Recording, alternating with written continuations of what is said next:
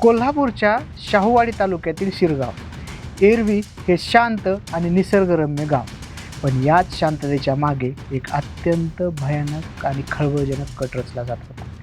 मात्र याची कोणालाच काही कल्पना नव्हती.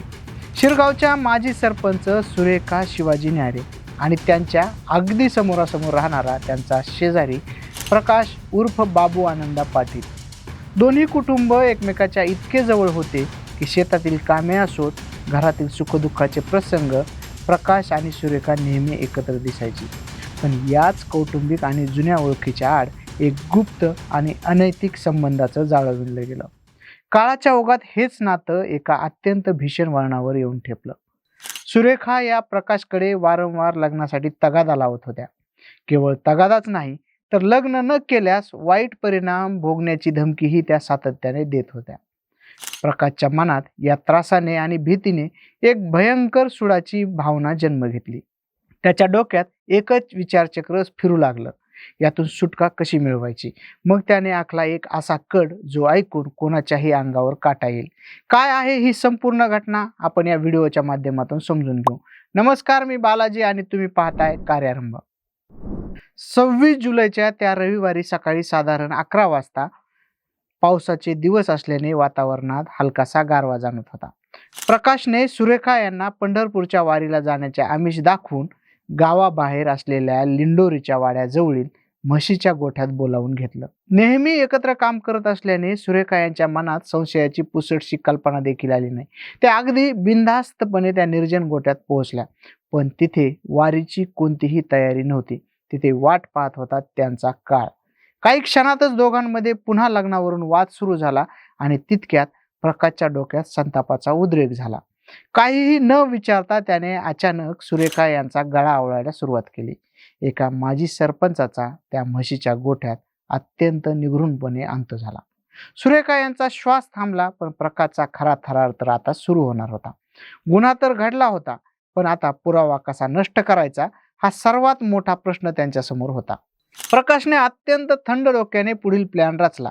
त्याने सुरेखा यांचा मृतदेह स्वतःच्या इको कारच्या डिग्गीत कोंबला.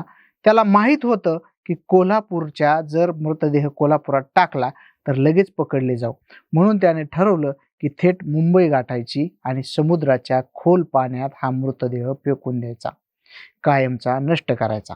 गाडीचे इंजिन सुरू झाले आणि कोल्हापूरच्या त्या शांत गावातून एक कार मृतदेह घेऊन मुंबईच्या दिशेने सुसाट वेगाने धावू लागली. शेकडो किलोमीटरचा प्रवास, मनात पकडले जाण्याची तीव्र भीती आणि पाठीमागे कारच्या डिग्गीत पडलेला तो थंडगार मृतदेह. प्रकाश तासनतास गाडी चालवत भिवंडीच्या हद्दीपर्यंत पोहोचला. तो कशेळी गावाजवळ आला तेव्हा रात्र झाली होती. पण एकट्याने मृतदेह समुद्रात फेकणे त्याला कठीण वाटू लागलं.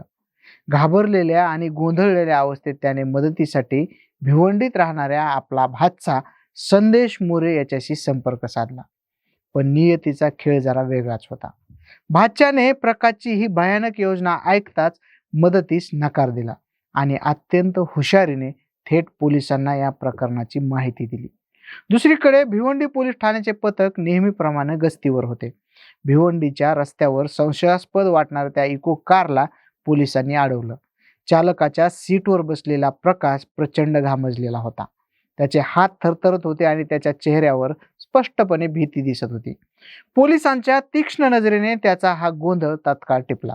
पोलिसांनी गाडीची झडती सुरू केली तेव्हा अधिकारी कारच्या मागच्या बाजूला गेले आणि त्यांनी कारची डिकी उघडली. तेव्हा आतले दृश्य पाहून पोलीसही चक्रावले. डिग्गीत एका महिलेचा मृतदेह होता. पोलिसांचा संशय अखेर खरा ठरला होता आणि एका भयंकर घटनेचा उलगडा झाला होता. भिवंडी पोलिसांनी प्रकाश पाटील याला जागीच बेड्या ठोकल्या. चौकशी दरम्यान जेव्हा त्याने सत्य सांगितलं तेव्हा पोलीसही चक्रावून गेले. एका माजी महिला सरपंचाची तिच्याच प्रियकराने हत्या करून मृतदेह समुद्रात फेकण्यासाठी 100 किलोमीटरपेक्षा जास्त प्रवास केला होता. भिवंडी पोलिसांनी तात्काळ या घटनेची माहिती कोल्हापूरच्या शाहूवाडी पोलिसांना दिली. शाहूवाडी पोलिसांनी ठाण्याचे पोलीस निरीक्षक राजेंद्र सावंत्रे यांच्या मार्गदर्शनाखाली एक विशेष पथक भिवंडीकडे रवाना झालंय आणि आरोपीचा ताबा आता घेण्यात आलाय. लग्नाचा तगादा, अनैतिक संबंधाचा शेवट आणि एका चुकीच्या निर्णयामुळे शांत असलेलं शिरगाव चक्रावून गेले. स्वतःला खूप हुशार समजणाऱ्या आरोपीला वाटत होतं की तो समुद्राच्या लाटांमध्ये आपला गुन्हा लपवेल, पण कायद्याचे हात त्याच्यापर्यंत पोहोचलेच. बाकी या घटनेबद्दल तुमचं मत कमेंट बॉक्समध्ये नक्की सांगा. कार्यारंभवर नवीन असाल तर सबस्क्राईब करा. कार्यारंभ डिजिटल या आमच्या फेसबुक आणि इंस्टा पेजला फॉलो करा. धन्यवाद.